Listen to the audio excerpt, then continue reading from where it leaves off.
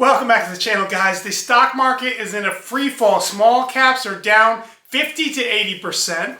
Now we're seeing even the big dogs, Tesla down 20+%, Amazon down 25% in the last month, Netflix down over 70% since November, less than 6 months ago. It's unbelievable what is happening. We're seeing the stock market moving like penny stocks, and big stocks with big names dropping like a rock. The talk of a possible recession, it seems, has turned into a very clear already start of a recession. How does that affect the Turo business? We're going to talk about it. We're already seeing it. I'll tell you exactly what the difference is from 2022, from 2021, which vehicles are renting. Hang tight. Let's jump in.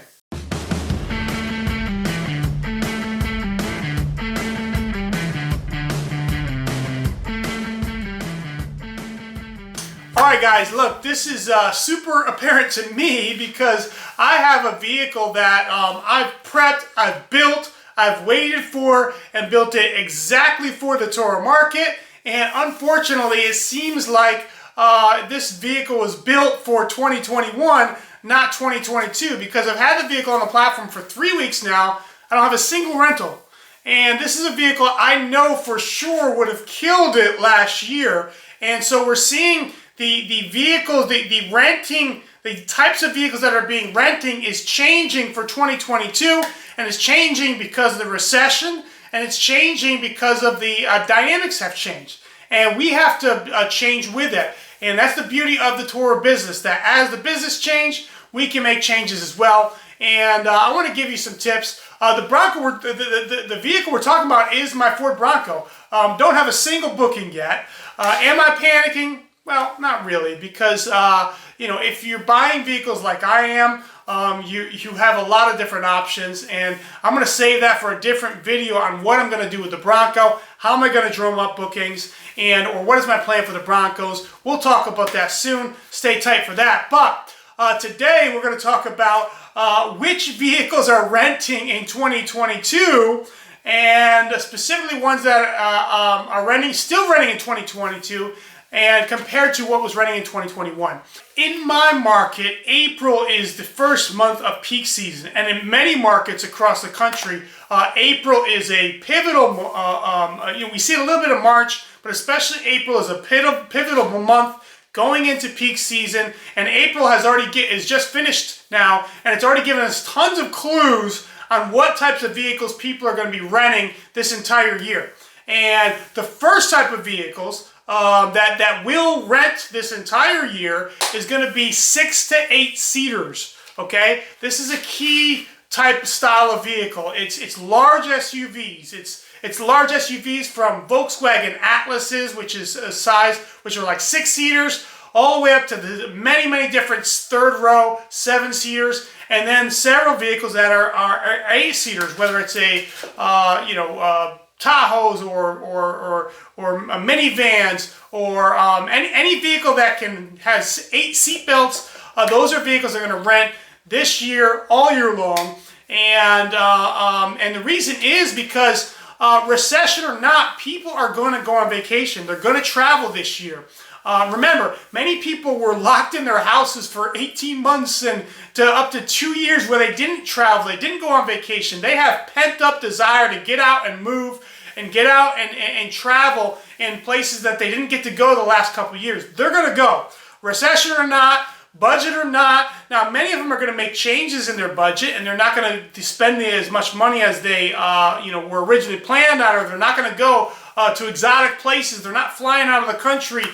Maybe they're not going to Disneyland, but they're going to go on vacation. They're going to travel. They're going to need vehicles, and you need to have vehicles for them to rent. And the vehicles that you want to rent is 6, 7, or 8 seaters, because people are renting what they need and not what they want this year. You know, I have bookings where you have 3 couples going together, or 4 couples going together, traveling together, almost like car sharing together to go on vacations to save money. And this is going to be a thing. Number 2 is economy vehicles. okay? Rental car prices are still through the roof.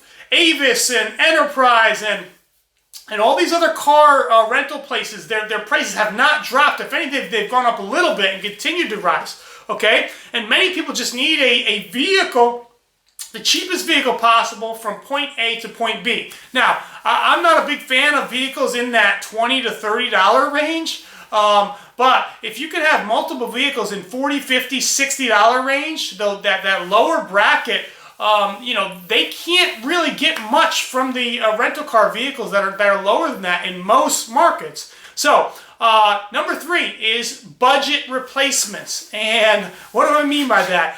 One vehicle that is still renting is my Corvette, my C8 Corvette. It's gone. It's had back-to-back rentals this entire week, and then it's rented from, I had it come back on Friday, went out Friday to Saturday, came back Saturday, went out Sunday, and now it's rented from Sunday afternoon all the way to Friday. And this will be a huge month for my C8 Corvette, and it continues to rent. And this is not a cheap car. This is a car $300. I charge for weekdays, $400 on Saturdays. And why is that car still renting? I think one reason is because it is a budget substitute for some other cars. For example, people remember, this entire year, people are not going to have the discretionary income, that extra stimulus money and the extra cash that just kind of showed up in the mail. And so instead of renting a Lamborghini or a exotic car, for $600, $700, $800, $1,000, or a Rolls Royce or whatever, they're going to look for something a little bit cheaper. And in my area specifically, that $300 budget range is where people will. I get a lot of people renting it for their birthday or anniversary, or the car is new enough and it's special enough that they're willing to spend up and pay the money to rent the car. Listen, we can use this model in other replacements. So we talked about that first, types of vehicles. We talked about 6 to 8 seaters. So what's a big rental vehicle that people rent when they go on vacation? Tahoes, Suburbans, right? The prices on those are just through the roof. So people are going to look at, they're going to look at substitute vehicles. And, one new vehicle that I have is the Kia Carnival. And I bought that vehicle right in that, $37,000, $38,000 range. And it's got 8 seats. And all the pictures that I've taken, I make it look like a Suburban. I get it from the side and the back view, and I want the vehicle to look like a Suburban, because Suburbans are going for substantial amounts of money a day, $150 minimum, $180, $200 a day for a Suburban or a Tahoe. And so people will look, and I can get $120, $130 a day right now for that I'm getting for the Kia Carnival. And it's renting, it is renting consistently. And I don't think these things are just in my market, because I've talked to hosts all across the country. Their vehicles, the flashy vehicles, the vehicles that are not renting are the ones that typically people would pay up for. So in other words, if a Jeep Wrangler is going for $99, but there's something other vehicle like the Bronco, right? And I'm trying to get $140, $150 for the Bronco. People are just not paying up for the nice things, the fancier things. Look for popular vehicles in your market, and then look for something that you can purchase or you have that can be a 20 to 25% less cost. And I promise you, if you can fit that niche, your rentals will go up, and some of the more expensive vehicles won't. And of course, the economics still got to make sense for your business. Number 4, and lastly, is new electric vehicles. New electric vehicles, okay? Now, there's a lot of interest in electric vehicles right now. And, the gas prices has got people looking at and considering just different electric vehicles. And many of the manufacturers are coming out with their own electric vehicles, or even, gas hybrid plug-in vehicles that have substantially more battery powers and so forth, such as like the Toyota RAV4 Prime. You have a lot of different vehicles like that. So I'm not going to go through an exhaustive and list a bunch of all these types of vehicles, but You've seen them popping up in your area. I read a cool statistic this week where if you watch the Super Bowl and all the ads, I mean, many different manufacturers had promoted their new electric vehicle coming out, and people, got online to look at these electric vehicles and they're realizing that they're not available yet, or they couldn't order one, or they couldn't get a pricing on it. And so Teslas have, their order bank had doubled in the month after the Super Bowl, and Tesla didn't do a single ad.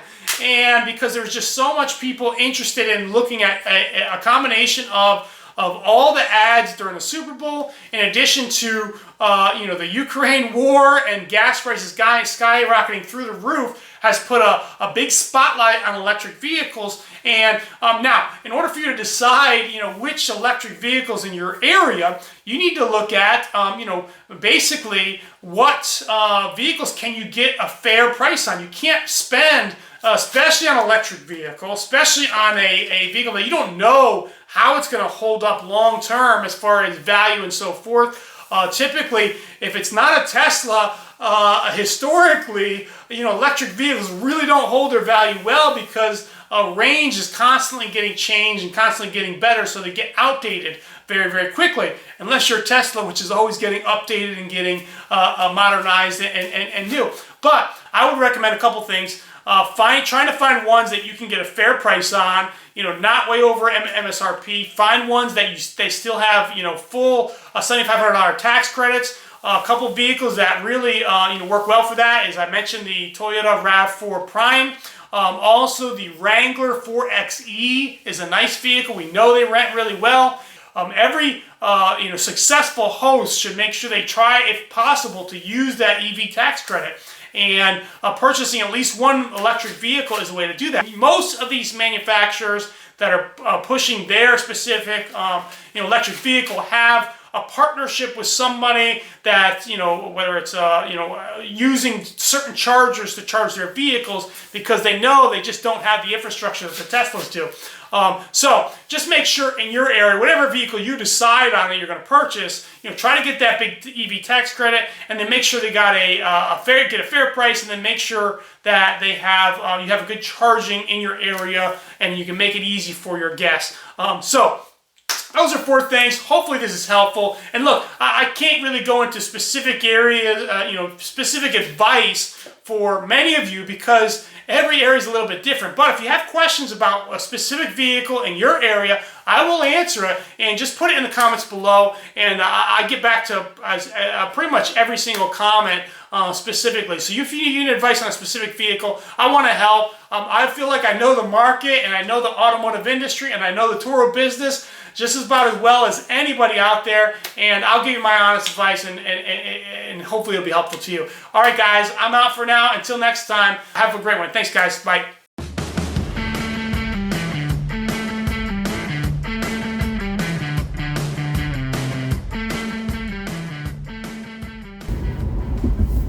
Hey guys, thanks for hanging to the end here, and I have a video coming entitled "The Surprising Perks to Utilizing My Strategy." And the most surprising is when a new manufacturer comes out with a new model or a performance type model, or they'll oftentimes make available interactive events using that physical model, and to drum up energy and excitement around the product. And example of that is next month in June, I'll be flying out to the West Coast, flying into Vegas, and I will be doing a 2-day C8 Corvette racing school at the Ron Fellows Racing School. And it's a 2-day event. We're going to be racing C8 Corvettes on the track. Not my C8, of course, but it's going to be a cool experience. I've already given away my +1 to that event. One of my very first subscribers, we've kind of been coordinating that, and we're going to do it together, so it's going to be a lot of fun.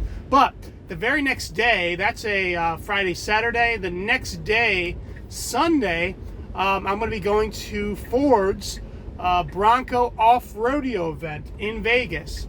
And I have a +1 available, and I'd like to throw it out there to any of the subscribers. if you're interested. And you only have to do three things to go. One, you have to be a subscriber, of course.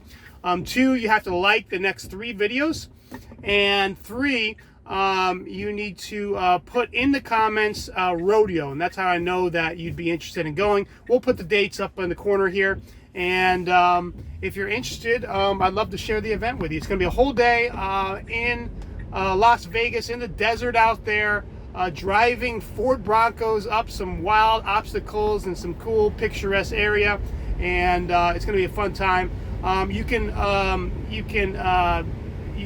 can do up to 3 times rodeo in the next 3 videos, and you get 3 chances to win, so to speak. So if you want to come, especially if you live on the West Coast and you don't need to buy a plane ticket, I don't know if it'd be worth flying out from far away for a one-day event. But if you already live on the West Coast or anywhere in that area there and you want to come, just follow those steps, and I hope you win. Thanks, guys. I'm out.